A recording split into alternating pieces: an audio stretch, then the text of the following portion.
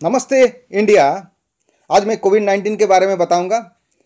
ये भी बताऊंगा कि हमें कितना टेस्ट इंडिया में कराना चाहिए। अगर हम ज़्यादा टेस्ट कराएंगे तो कोविड-19 को कंट्रोल कर सकते हैं।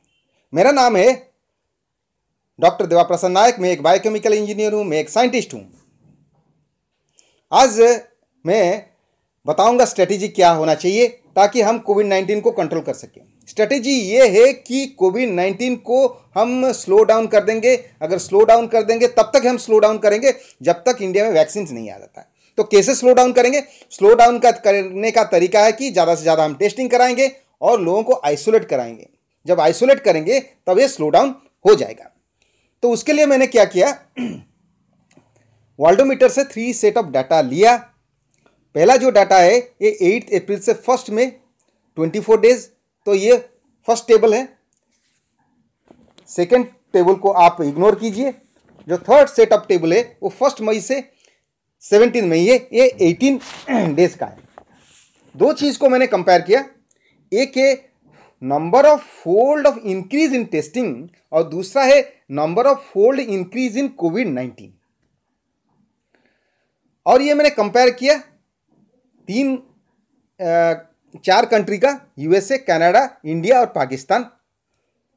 तो पहला जो 24 डेज में यूएसए ने 28 टाइम्स ज़्यादा टेस्टिंग कराया इंडिया से, कनाडा ने 31 टाइम्स ज़्यादा टेस्टिंग कराया इंडिया से, पाकिस्तान ने 24%, नॉट फोल्ड और नॉट टाइम्स, परसेंटेज ज़्यादा टेस्टिंग इंडिया से कराया।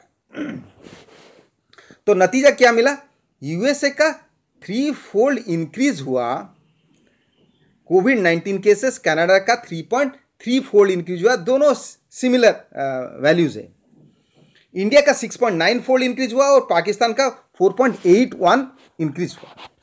तो इसका मतलब क्या हुआ कि इंडिया टेस्टिंग कम कराया, इसलिए उसका नंबर ऑफ फोल्ड जो इंक्रीज हुआ कोरोना केसेस में या कोविड-19 केसेस में, ये ज़्यादा हुआ है। तो इंडिया उसके बाद क्या किया, थोड़ा चौकरनाक हो गया। ये 1 मई से 17 मई 18 डेज का मैंने डाटा दिया, उसमें इंडिया ने 2.28 फोल्ड टेस्टिंग में इंक्रीज किया, जबकि यूएसए ने 1.77, कनाडा 1.56 और पाकिस्तान 1.93 टाइम्स टेस्टिंग कराया। तो इंडिया ज़्यादा कराया। तो नतीजा क्या मिला? नतीजा ये है कि इंडिया में जो 6.9 फोल्ड कोविड-19 केसेस फोल्ड इंक्रीज हुआ था, ये रिड्यूस होकर 2.56 फोल्ड इंक्रीज हुआ। यूएसए का 3 से रिड्यूस होकर 1.35, कनाडा में 3.3 फोल्ड से रिड्यूस होकर 1.40 और पाकिस्तान में 4.8 फोल्ड से रिड्यूस होकर 2.21। तो इंडिया में उसको फ़ायदा मिला है और ये इंडिया में corona virus spread slow down हो गया। तो हम डबलिंग टाइम का डाटा भी देख सकते हैं। डबलिंग टाइम का मतलब है एक कोरोना वायरस से 2 कोरोना वायरस, 2 कोरोना वायरस से 4 कोरोना वायरस, या फिर एक कोरोना कोविड-19 पेशेंट से 2 कोविड-19 पेशेंट्स या 2 कोविड-19 पेशेंट से 4 कोविड-19। उसके लिए कितना टाइम लेता है? तो इंडिया में ये 12.5 डेज लेता है, यूएसए में 39.5 डेज लेता है, कनाडा में 35 डेज और पाकिस्तान में ये लेता है 15 डेज। इसका मतलब ये हुआ कि यूएसए और कनाडा में ये जो कोविड-19 स्प्रेड ये स्लो डाउन हो चुका है। इंडिया और पाकिस्तान में इतना सारा स्लो डाउन नहीं हुआ है। जब नहीं हुआ है तो हमें ज़्यादा चौकन्नाक होना चाहिए, ज़्यादा टेस्टिंग कराना चाहिए। देखिए, एक ट्रैक पे 2 गाड़ियाँ चल रही है। एक गाड़ी में क्या है कि टेस्टिंग का स्पीड और दूसरा गाड़ी में जो कोविड-19 का स्प्रेड का स्पीड, ये दोनों का स्पीड बराबर होना चाहिए, या फिर टेस्टिंग का जो स्पीड है वो ज़्यादा स्पीड में जाना चाहिए कोरोना या कोविड-19 का स्प्रेड से। फॉर एग्जांपल, इंडिया ने 2.28 फोल्ड इंक्रीज किया टेस्टिंग में, लेकिन स्प्रेड हो गया 2.56।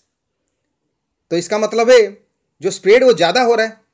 तो हमें क्या करना चाहिए, जो टेस्टिंग का जो फोल्ड इंक्रीज है ये कम से कम 3 रखना चाहिए था।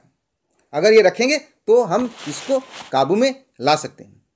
अभी का जो डाटा है, पाकिस्तान ने इंडिया से टेस्टिंग कम करा रहा है, इंडिया ज़्यादा कर रहा है।